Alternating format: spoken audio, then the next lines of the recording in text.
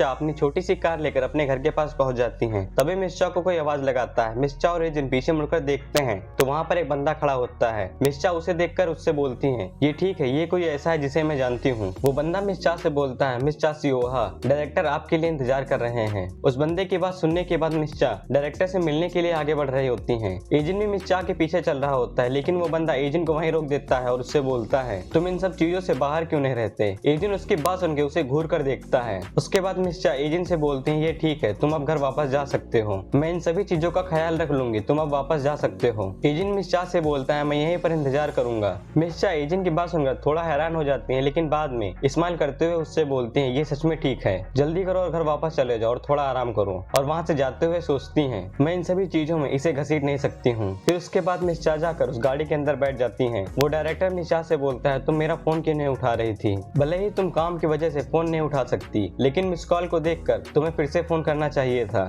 Miss चा उससे बोलती है, मुझे तुम्हारा फोन क्यों उठाना चाहिए था। वो डायरेक्टर मिस चा से बोलता है, क्या। वो डायरेक्टर आगे से गंदी स्माइल करते हुए बोलता है, हे सियोहा, खुद को इतना महान मत समझो, अब मुझे गुस्सा आना शुरू हो रहा है। तुम कितनी देर तक इसी तरह एक्टिंग करोगी, क्योंकि मैं कुछ सेलिब्रिटी से मिला हूँ, क्या तुम नहीं जानते मैं किस तरह का इंसान हूँ। मिस चा उससे बोलती है, मुझे कोई फर्क नहीं पड़ता आप किससे क्या मिलते हैं, आप जो चाहे वो कर सकते हैं, आप अभी भी इस तरह क्यों हैं जब हमने पहले ही ब्रेकअप कर लिया है, और मुझे दोबारा कभी मत बुलाना, बिना बताए मुझसे दोबारा मिलने की कोशिश भी मत करना। वो डायरेक्टर आगे से मिस चा का हाथ पकड़ लेता है और कमीनापन दिखाते हुए बोलता है, किसने कहा तुम गाड़ी से बाहर जा सकती हो, क्या तुम अपनी जगह नहीं जानती हो, क्या तुमने अपना कॉमन सेंस खो दिया है क्योंकि तुम अब बड़ी हो गई हो, क्या तुम्हें लगता है मैं किसी को भी इस इंडस्ट्री में बर्बाद नहीं कर सकता हूँ, तुम्हारे जैसे किसी को, क्या तुम चाहती हो मैं तुम्हें और तुम्हारे पेरेंट्स को बर्बाद कर दूं। मिस चा आगे से उसकी बात सुनकर काफी ज्यादा डर जाती हैं। वो डायरेक्टर आगे बोलता है, क्या तुम इस सिचुएशन को समझ रही हो, तुम अपना मुंह बंद क्यों नहीं रखती और मेरी बात क्यों नहीं सुन रही हो जब मैं अच्छे से बात कर रहा हूँ। वो कमीना ये सब बोल ही रहा होता है कि कार का शीशा अचानक से टूटता है और एजेंट उसका कलर पकड़कर उसे घसीट कर बाहर फेंक देता है। मिस चा ये सब देखकर काफी ज्यादा हैरान हो जाते हैं। एजेंट कार का दरवाजा खोलकर मिस चा से बोलता है, अब आप बाहर आ सकती हैं। एजेंट मिस चा से पूछता है, क्या आप ठीक है। मिस चा उसे बोलती है, हाँ। वो कमीना खड़ा होकर एजेंट से बोलता है, तू कौन है।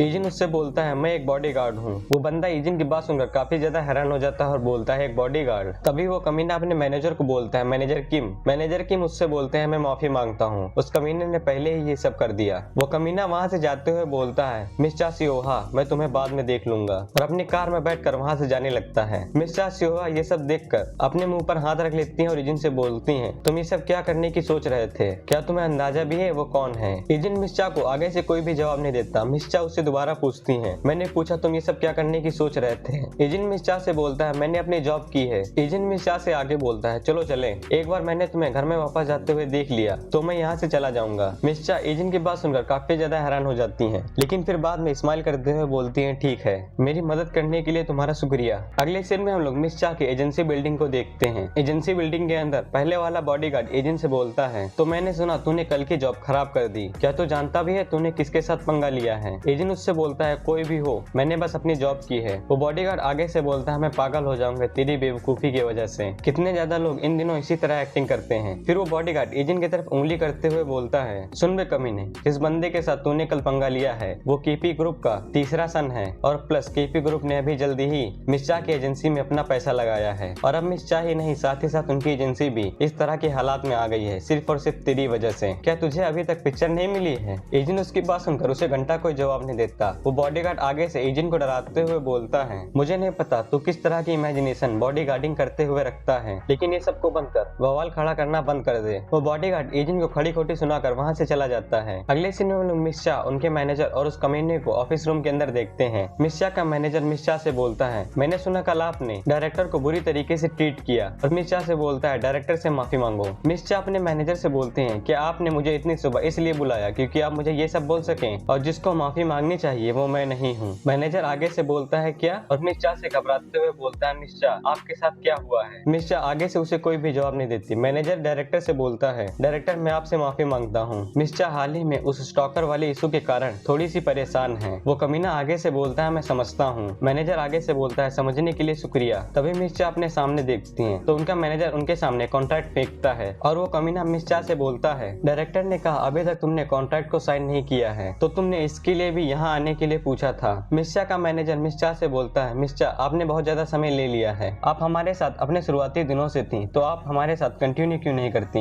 हमने आपकी बहुत सारी कंडीशनों को रिव्यू कर दिया है। मिस चा उन सभी बातों को सोचकर अपने अंदर सोचती हैं, क्या ये दोबारा मेरे ऊपर प्रेशर डाल रहे हैं? कॉन्ट्रैक्ट को साइन करना, वो भी बिना मेरी सहमति के। मिस चा का मैनेजर मिस चा से एजेंट के बारे में बोलता है। मैनेजर बोलता है और उस कल वाले बॉडीगार्ड के बारे में क्या? और वो कमीना बोलता है उसे फायर कर दो, यानी कि जॉब से निकाल दो। मैं किसी ऐसे वॉयलेंट बंदे को मिस चा के अगल बगल में नहीं देख सकता। मिस चा का मैनेजर आगे से उस कमीने के तलवे चाटते हुए बोलता है, ठीक है, मैं समझ गया। मिस चा उससे बोलते हैं, सीईओ आप उसके साथ अग्री क्यों कर रहे हैं? मैनेजर मिस चा से बोलते हैं, भले ही ये डायरेक्टर के साथ नहीं था, लेकिन मैंने मैनेजर चियोल यंग से सुना है उस बॉडीगार्ड का नाम ईजिन है और वो बहुत मुसीबत खड़ी करता है, इसीलिए मैं इसको भी समझ रहा था। मिस सियोहा उन दोनों से चिल्लाकर बोलती हैं, ईजिन ने कुछ भी गलत नहीं किया है और कल रात को भी। वो कमीना आगे से बोलता है, तुमने कहा ईजिन, उसका नाम ईजिन है? देखने से ऐसा लगता है तुम दोनों एक दूसरे से काफी करीब हो गए हो। तुम उसके सामने मेरे साथ इतना बुरा बर्ताव क्यों कर रही थी? यहाँ पर से दोबारा शुरू हो गया उसकी यही गंदी आवाज। नहीं, ये ऐसा नहीं है, ये उसकी ट्विस्टेड पॉजिटिवनेस है। मिस चा उससे बोलते हैं, मुझे गलत मत समझना, वो सिर्फ एक बॉडीगार्ड है और मुझे इस चीज से सख्त नफरत है, तुम मुझे बिना बताए मिलने आते हो जब हमने बहुत टाइम पहले ही ब्रेकअप कर लिया है। वो कमीना आगे से हंसते हुए बोलता है, सच में? तो फिर ये कोई बड़ी दिक्कत नहीं होगी अगर मैंने उसे बॉडीगार्ड का काम करने से रोक दिया। मिस चा उसकी बात सुनकर काफी ज्यादा हैरान हो जाती हैं। वो कमीना आगे बोलता है, ये कोई सेंस नहीं बनाता, इस तरह का वायलेंट पर्सन किसी को प्रोटेक्ट करेगा? क्या तुम्हें भी ऐसा नहीं लगता है? मिस चा एजेंट के बारे में सोचती हैं और उस कमीने से बोलती हैं, क्या तुम इतना कर सकते हो? तुमने अभी तक उस स्टॉकर का भी पता नहीं लगा सके हो, क्योंकि मेरा कॉन्ट्रैक्ट रिन्यूअल होने वाला है। वो कमीना आगे से मिस चा से बोलता है, तुम्हारा क्या मतलब? कि नेचुरल है कि तुम अपना कॉन्ट्रैक्ट रिन्यूअल करोगी, तो फिर मुझे इस चीज पर गुस्सा क्यों आएगा? मैं ये इसलिए कर रहा हूँ क्योंकि वो बंदा खतरनाक है। मिस चा उसकी बात सुनकर अपने मन में बोलती हैं, झूठा, और उससे बोलती हैं, अगर ये इस तरह है तो तुम उसे मेरा बॉडीगार्ड होने से फायर क्यों नहीं कर देते? वो कमीना आगे से बोलता है, मुझे ऐसा क्यों करना चाहिए? तुम इस तरह कैसे कह सकते हो मेरे साथ उस तरह का बवाल करने के बाद? मिस चा उसकी बात सुनकर काफी ज्यादा डरने लगती हैं। वो बंदा आगे बोलता है, कॉन्ट्रैक्ट को साइन करो और चलो एक साथ खाना खाने चलते हैं, और मैनेजर किम से बोलो उस बॉडीगार्ड को काम से बाहर निकालने के लिए। मिस चा उसकी बात सुनकर काफी ज्यादा घबरा जाती हैं और बोलती हैं, ये सफोकेटिंग है, मैं ये सब कुछ छोड़ना चाहती हूँ। तभी उस ऑफिस के अंदर एजिन आ जाता है। वो कमीना एजिन को देखकर एजिन से बोलता है, उसे इस तरह की रोशनी वाली जगह में देखें तो ये तो सिर्फ एक बच्चा है, इसीलिए ये इस तरह की रस एक्टिंग कर रहा था। मिस चा का मैनेजर एजिन से बोलता है, अब तुम्हें मिस चा को और ज्यादा प्रोटेक्ट करने की जरूरत नहीं है, हम एसडब्ल्यू को इस बारे में बता देंगे, इसीलिए जल्दी से छोड़ दो। वो कमीना एजिन से बोलता है, और अब से तुम्हारी लाइफ अब टफ होने वाली है। एजिन उस कमीने की तरफ घूर कर देखता है, फिर एजिन मिस चा की तरफ देखता है जो कि काफी ज्यादा परेशानी में होती हैं और अपनी मुट्ठी को टाइट कर रखा होता है। एजिन मिस चा को इस तरह देखकर मिस चा से बोलता है, मिस चा आपके अगले शेड्यूल का टाइम हो गया है। मिस चा मुड़कर एजिन की तरफ देखते हैं तो एजिन उनसे बोलता है, चलो चले। वो कमीना आगे से जोरों से हंसने लगता है और एजिन से बोलता है, तुम मिस चा को लेके जाओगे? और एजिन उसकी तरफ घूर कर देख रहा होता है। वो कमीना एजिन से बोलता है, जा कर लेके जा अगर तू कर सकता है। फिर उसी ऑफिस के अंदर वहीं पर वो तीनों बॉडीगार्ड आ जाते हैं और डायरेक्टर से बोलते हैं, हम लोग माफी मांगते हैं, हम इन सभी चीजों को हैंडल कर लेंगे। मिस चा का मैनेजर उन तीनों बॉडीगार्ड से बोलता है, इसे अपने साथ लेकर जाओ। वो बॉडीगार्ड बोलता है, हाँ। पहले वाला बॉडीगार्ड एजिन से बोलता है, मुसीबत खड़ी करना बंद कर कमीने और बाहर आ। वहीं पर मिस चा चिल्लाकर एजिन से बोलती है, यू एजिन, अब तुम मेरे और ज्यादा बॉडीगार्ड नहीं हो, इसीलिए यहाँ से चले जाओ, मैं तुम्हें फायर करती हूँ। लेकिन एजिन मिस चा की बात सुनकर वहीं पर खड़ा रहता है। मिस चा उसे दोबारा बोलती हैं, तुम क्या कर रहे हो? मैंने तुमसे कहा ना यहाँ से चले जाओ। एक बॉडीगार्ड एजिन के कंधे पर हाथ रखता है और उससे बोलता है, क्या तूने सुना नहीं, उसने कहा चले जा। एजिन उसके मुंह पर अपनी कोहनी मारता है जिससे वो बॉडीगार्ड दूर जाकर गिरता है और उसके मुंह से खून निकलने लगता है। ये सब कुछ देखकर मिस चा हैरान हो जाती हैं, लेकिन वो कमीना और मैनेजर किम की तो फटके हाथ में आ जाती है और एजिन उन सभी से बोलता है, देखने से ऐसा लगता है तुम लोग गलती कर रहे हो, मैं मिस चा का एम्प्लॉयर नहीं हूँ। और मिस चा उसकी बात सुनकर काफी ज्यादा हैरान हो जाती हैं।